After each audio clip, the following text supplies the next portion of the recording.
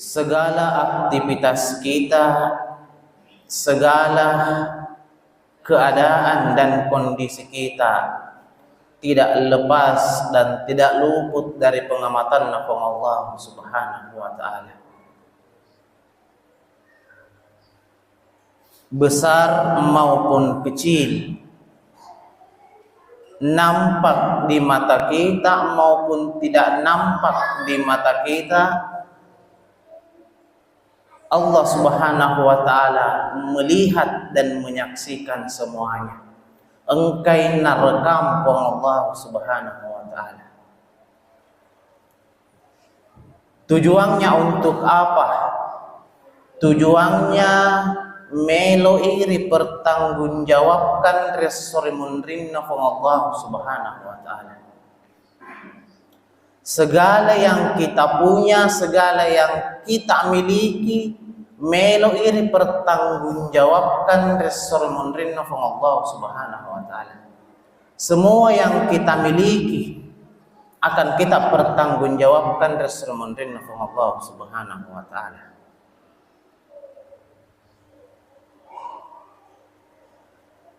Dan yang paling banyak merusak semua apa yang kita miliki di dunia adalah kurangnya rasa syukur kita kepada Allah Subhanahu wa taala. Ia malad maka solang mati resrumun rinna Allah Subhanahu wa taala adalah aktivitas kita waktu kita hidup, aktivitas kita waktu kita masih di dunia ini dan kita tidak mensyukurinya. La in syakartum la azidannakum wa la in kafartum inna azabi lazadid. Bersyukur kepadaku maka aku akan menambahkan apa yang engkau syukurkan. Dan apabila engkau mengkufurinya, demo syukuruki aga yang aku berikan sapa Allah Subhanahu wa taala. Engkau tidak mensyukuri apa yang aku berikan, inna azabi lazadid. Sesungguhnya azabku amatlah pedih. Setengah-tengahnya azabku amatlah pedih.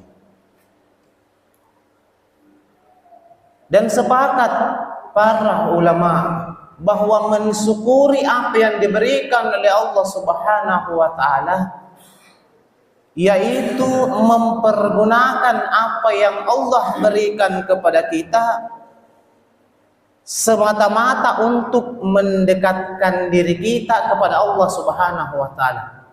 Itulah syukur. Syukur adalah mempergunakan apa yang diberikan Allah kepada kita, mempergunakan apa yang Allah titipkan kepada kita untuk mendekatkan diri kepada Allah Subhanahu wa taala.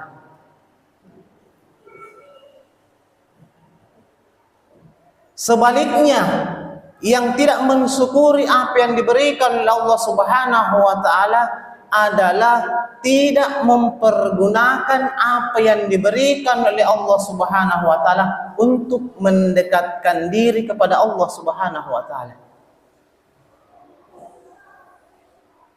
Jadi itu syukur egau.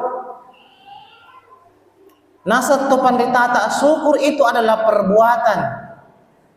Perbuatan yang bagaimana? Perbuatan yang mendekatkan diri kepada Allah Subhanahu wa taala. Nareki kesehatan from Allah Subhanahu wa taala. Kita mempergunakan kesehatan itu untuk mendekatkan diri kepada Allah Subhanahu wa taala.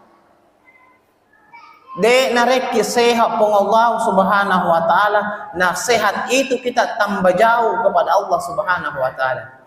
Iyan nasa ngayat na from Allah Subhanahu wa taala, inna azabi lazadid, tajamuy, sesungguhnya azabku amatlah pedih.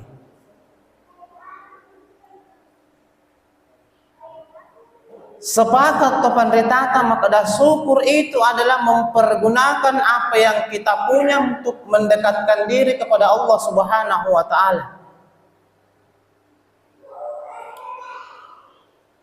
Sekarang semua yang kita punya adalah miliknya Allah Subhanahu wa taala. Semua yang kita punya na punne from Allah Subhanahu wa taala.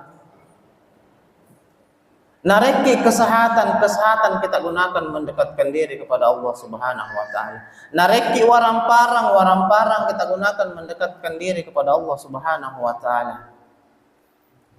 Nareki umur malampe, umur yang panjang itu kita gunakan untuk mendekatkan diri kepada Allah Subhanahu wa taala. Nareki kesempatan itu kita gunakan untuk mendekatkan diri kepada Allah Subhanahu wa taala.